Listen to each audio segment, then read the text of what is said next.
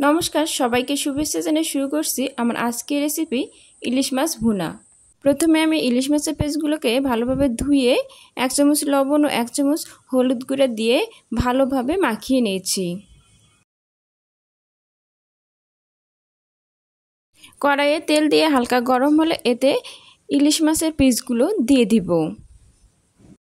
মাছটা আমি খুব কড়াভাবে ভাজিনি, কারণ এতে ইলিশ মাছ খেতে খুব একটা বেশি ভালো লাগে না।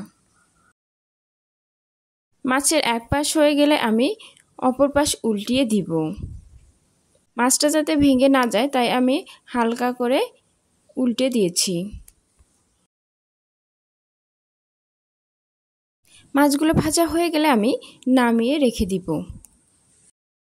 মাছ ভাজা তেলেই আমি রান্নাটা শেষ করব, তাই আমি এতে পেঁয়াজ কুচি দিয়ে দিচ্ছি। পেঁয়াজ কুচিগুলো আমি হালকা করে ভেজে নিব। এরপর এতে একটা তেজপাতা চিড়ে দিচ্ছি।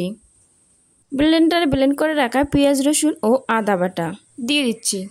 1 চামচ হলুদ গুঁড়া, 1 চামচ মরিচ গুঁড়া, 1 চামচ গরম মশলা গুঁড়া, 1/2 চামচ জিরা গুঁড়া ও 1 চামচ মাছের মশলা দিয়ে দিব। এরপর ভালোভাবে মশলাগুলো ভেজে নিব।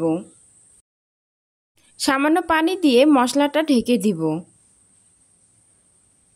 একটু পর ঢাকনা খুলে মশলাটা ভালোভাবে কষিয়ে নিব। আমি 5 মিনিট মশলা কষিয়ে নিয়েছি। মশলাটা কষানো হয়ে গেলে এতে আমি পানি দিয়ে দিব। পানিটা ফুটা শুরু করলে এতে আমি ভেজে রাখা ইলিশ মাছগুলো দিয়ে দিব।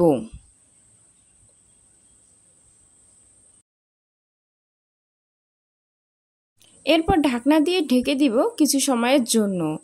এরপর ঢাকনা খুলে দেখুন ঝোলটা টকবক করছে। এতে সরিষা বাটা দিয়ে দিব। হয়ে গেলে চুলার জালটা বন্ধ করে দিব। ইলিশ মাছ ভুনা রেসিপিটি যদি ভালো লেগে থাকে অবশ্যই সবাই বাসায় ট্রাই করবেন।